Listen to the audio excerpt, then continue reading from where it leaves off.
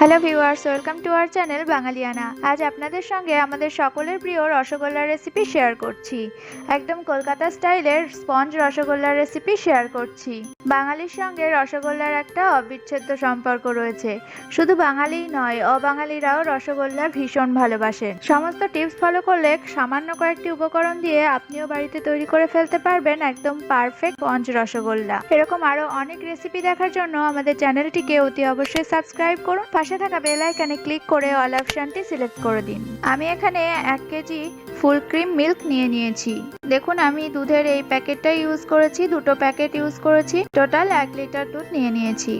দুধটা একটু ফুটিয়ে নিয়েছি। সামান্য একটু ফুটতে শুরু করার পর গ্যাস ওভেনটা বন্ধ করে দিয়েছি। তারপর 2-3 মিনিট এভাবে নাড়তে থাকতে হবে যাতে দুধের ওপর কোনো সর না পড়ে। 2-3 মিনিট পর যখন দুধের টেম্পারেচারটা কমে যাবে তখন এভাবে দই মিশিয়ে দিতে হবে। আমি 1 লিটার দুধের জন্য এখানে 250 গ্রাম দই ইউজ করছি। দইটা ভালো করে ফেটিয়ে নিয়েছি, তবে একবারে দেব না, অল্প অল্প করে দিতে থাকবো আর এভাবে মেশাতে থাকবো।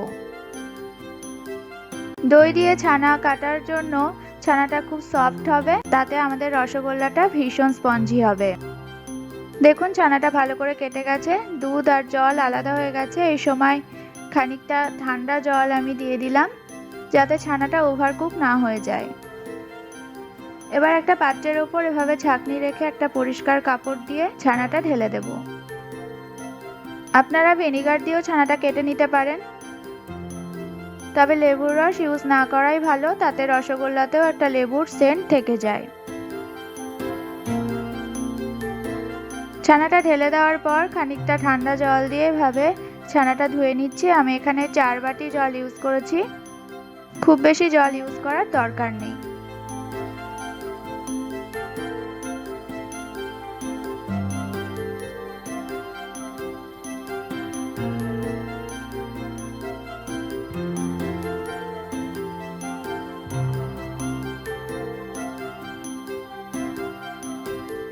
ছানাটা ধুয়ে নেওয়ার পর এভাবে কাপড়টাকে মুড়িয়ে যতটা সম্ভব জলটা বের করে দিতে হবে আর কোনো উঁচু জায়গায় ঝুলিয়ে রাখতে হবে 5 থেকে 6 ঘন্টার জন্য, যাতে সমস্ত জল বেরিয়ে যায়।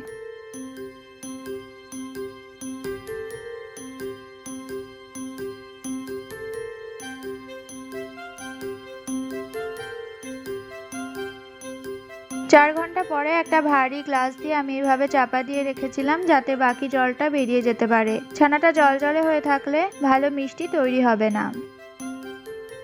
6 ঘন্টা পরে আমি ছানাটা একটা প্লেটে নিয়ে নিয়েছি। দেখুন, কোনো জল নেই এতে, বেশ ড্রাই হয়ে গেছে।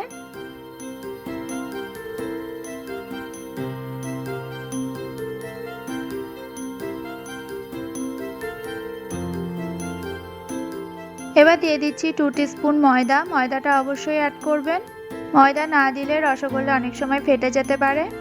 ময়দা দেওয়াতে রসগোল্লার গাটা বেশ সুন্দর হবে। ময়দাটা এভাবে মিশিয়ে নেওয়ার পর হাতের তালু দিয়ে এভাবে ছানাটাকে মেখে নিতে হবে। আমি এখানে টোটাল ছানাটাকে 3 বার মেখেছি।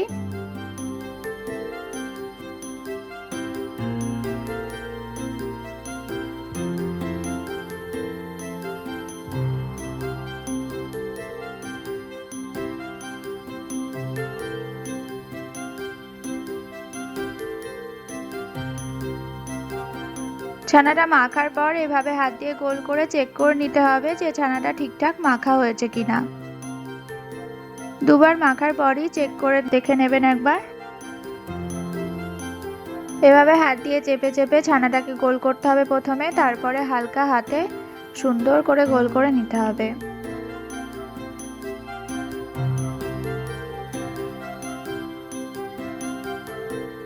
দেখুন, ছানার বলের গাটা বেশ প্লেন হয়ে গেছে, ছানার মতো একদমই দেখাচ্ছে না, তার মানে আমাদের ছানাটা ঠিকঠাক মাখা হয়ে গেছে।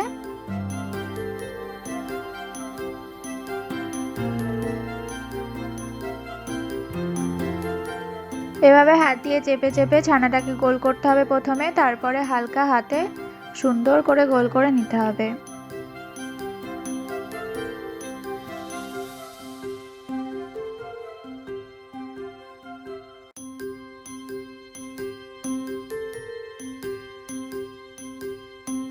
1 লিটার দুধে এখানে টোটাল 16টা রসগোল্লা তৈরি হয়েছে।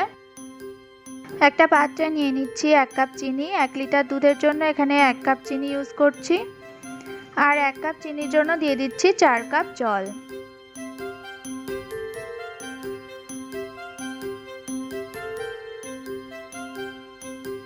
একটা এলাচ দিয়ে দিচ্ছি, খুব বেশি এলাচ ইউজ করবেন না, তাতে রসগোল্লার নিজস্ব যে ফ্লেভার সেটা চলে যাবে। চিনিটা গলে গিয়ে যখনই রসটা ফুটতে শুরু করবে সেই সময়ই আমি ছানার বলগুলো অ্যাড করে দিচ্ছি।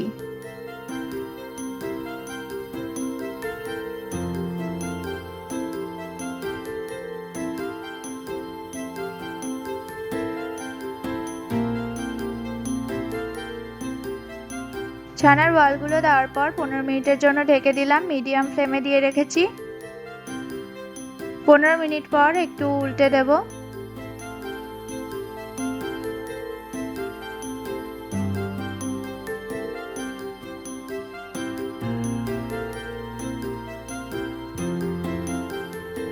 রসগোল্লাটা টোটাল 20 থেকে 30 মিনিটে তৈরি হয়ে যাবে। 25 মিনিট পরে দেখুন রসগোল্লাটা প্রায় তৈরি হয়ে গেছে, একটু চেক করে দেখে নেব। একটা বাটিতে ঠান্ডা জল নিয়ে নিয়েছি, তার মধ্যে রসগোল্লাটা ছেড়ে দিচ্ছি। রসগোল্লাটা দেখুন ডুবে গেছে, তার মানে রেডি হয়ে গেছে। আমার রসগোল্লাটা 25 মিনিটেই তৈরি হয়ে গেছে। আপনাদের দেখিয়ে দিচ্ছি কতটা স্পঞ্জি রসগোল্লা তৈরি করেছি। আশা করি আপনারা দেখেই বুঝতে পারছেন কতটা সুন্দর স্পঞ্জি রসগোল্লা তৈরি হয়েছে।